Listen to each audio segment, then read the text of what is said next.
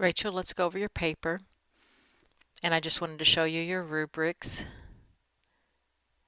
This is from last semester. It didn't affect your grade in any way, but this did go on your last semester grade. I have a couple of capitalization things I'm going to go over with you and a couple punctuation. And everything else looks good. You did follow the format, but I think you could develop your conclusion and introductions a little bit better. And you submitted this as a Juno doc rather than Word, so I can't write on it. So I'm just going to show you the changes I want you to make, and you'll have to make them without seeing me make them first. And next week, submit as a Word document, and that allows me to work on your paper a little bit easier. First thing is, I want you to put a running head, and you can ask Trent about this because I was able to show him on his paper how to put the running head. And your running head, and I'm just going to make a list here for you, your running head goes at the top of your paper, and you use page number, top of page, use the right, and put your last name. So I want to have a running head on all your papers. So we're working on some formatting because you've got the basic part, the body paragraphs done of your paper. So we want to work on some of the formatting that goes along with the paper. Okay, the next formatting thing that I want you to do is I want you to double space, and I want you to use Times as your font, and I want you to use 12 point. And you can change these right up here, Times, 12 point, and double space, it's right here, make sure it's all 2.0. Okay. The third thing is the MLA header, which you have part of it right here. You have your name, my name, and you have our course name, but you don't have the date. So put that in. That includes 4 things: your name, instructor's name, course name, and date. So have all 4 of those things double spaced at the first page of your paper.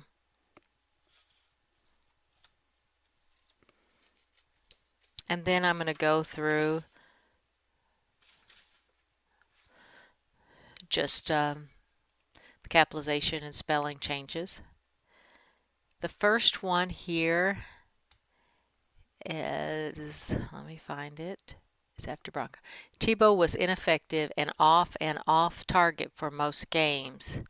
I'm not sure what you mean right there, and off target for most games. You might just put Tebow was ineffective and off for most games. So right there, that might be what you want to put.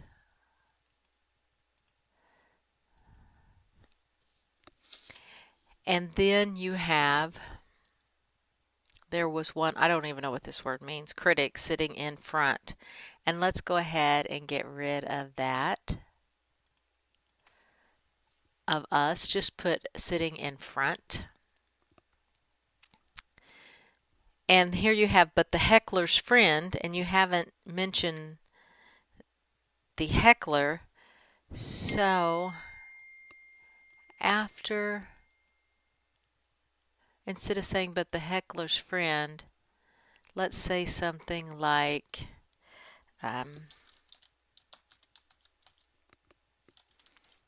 after listening to, if I could type, to the hecklers, a lone Tebow fan said. And this is the next part of it where I need you to make some changes. When we start a quote, we always put a comma after our said. and then we put our quote, and then we start our quote with a capital. Wait until the end of the fourth quarter. Period. That's Tebow, and his name has to be capitalized, Tebow time. And then close quotes. And you could put a period, you don't have to put an exclamation point, but I thought it might, he might have said it like that. Okay, let's go down the other one right here. Broncos needs to be capitalized.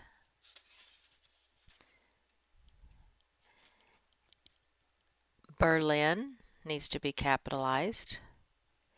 And here when you had, and also, it starts with him competing in the 1936 Berlin Olympic as a distant runner and also went to fight. Let's put, and then he went to fight. So it kind of gives us an order. Later, put a comma. Later, he became prisoner to Japan. Later, he became prisoner to Japan. And then finish out what you have there. And Japan needs to be capitalized. And that is all I found as far as punctuation and usage and capitalization in your paper. And let's just talk a little bit about your introductions and conclusions. This paper is about 3 phenomenal athletes that have overcome fear, injury, and criticism. Tim Tebow, Bo Jackson, and Lou Zamperini have all experienced those things and more. Okay, that's a good thesis statement. I just feel like you could have started more general because you started at athletes, and maybe we could have started our introduction a little broader. Every day, people face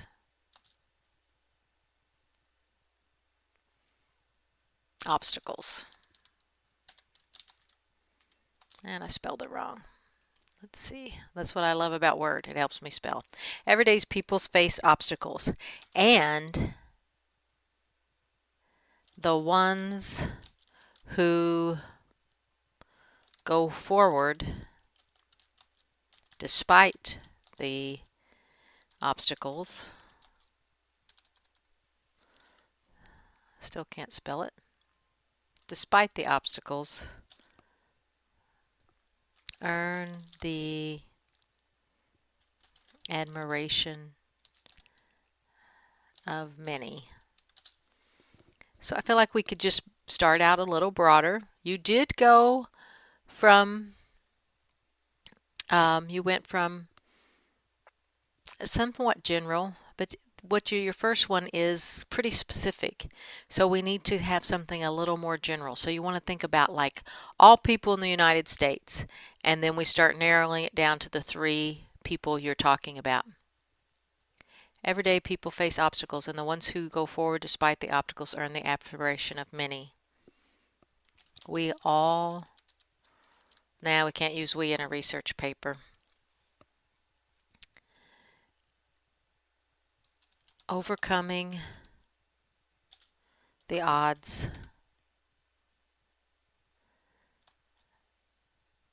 makes people feel hopeful.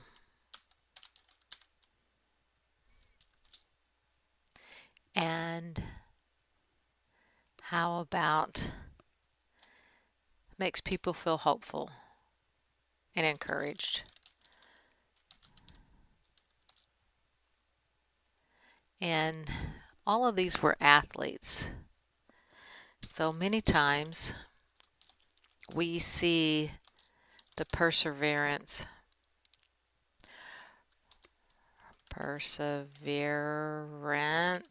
Let's hope word. Oh, I got it right. Many times we see the perseverance in athletes. on and off the field. And so I went from everyday down to athletes, and then we can say you have the paper about 3 phenomenal athletes. Many athletes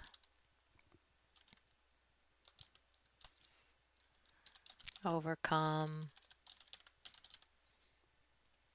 fear, injury, and criticism.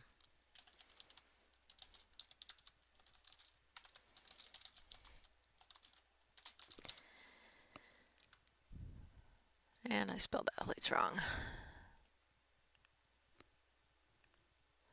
And then we might say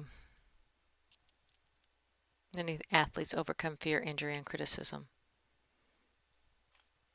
And then we might say Tim Tebow, Bo Jackson, and Louis Zamperini are 3 phenomenal athletes who have experienced those things and brought hope to many, and brought hope or encouragement.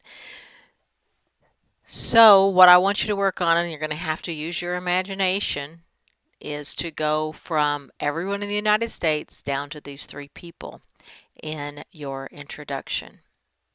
You have the right idea, but you only have 3 sentences. Let's work to get 7 sentences in that introduction. And so so we want to try for 7 sentences in the intro. And I want you in the introduction and think from all the people in the U.S. or world to down to the 3. Same with your conclusion. Let's look for 7 sentences in the conclusion. And then you're going to think the opposite. Think from the 3 to all in the world. Okay. So let's look at your conclusion. These 3 phenomenal athletes had a rough life but eventually overcome it. And you could say here these Tim Tebow, list them, Tim Tebow, and do them in the order in which you talked about them. So you had Tim Tebow, Louis Zamperini, and Bo Jackson were phenomenal athletes that had a rough life but overcame it. They're inspiring on and off the field. From expressing religion to overcoming a horrible injury. That is a fragment, so you need to actually give it a subject because you've got a preposition right here, from expressing their religion to overcoming a horrible injury, and you need a comma. And anytime we have a prepositional opener from, let me see if I can see it here so I can retype it. From expressing their religion to overcoming a horrible injury, comma, because this that is an introductory prepositional phrase. An introductory prepositional phrase that is longer than 5 words gets a comma. So now we need our sentence. From expressing their religion to overcoming a horrible injury, these athletes inspired millions. How about that? There we start getting out a lot more general.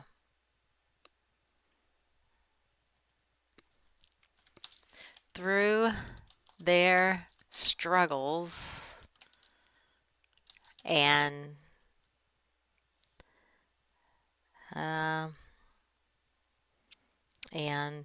triumph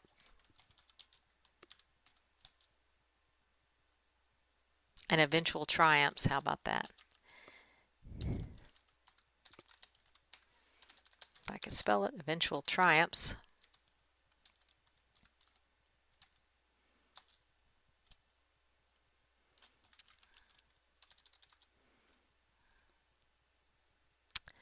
Eventual triumphs. Through their struggles and eventual triumphs, they have taught people to never give up. And really, I want you to work on it. I'm just kind of thinking off the top of my head. Through their struggles and eventual triumphs, they have taught people to never give up, or have shown how to never give up. So work on developing that introduction and conclusion, and work on 7 sentences, and going from the whole world down to the 3, and then for your conclusion from the 3 to the whole world, what they've taught the whole world. And maybe that's not true, but use your imagination. You can kind of exaggerate and maybe inspire. And the other things, put in your running head, get it double spaced, MLA header. And one thing that I don't have with yours, and you can kind of ask Trent about this because he's doing this too, we need to get your works cited page added.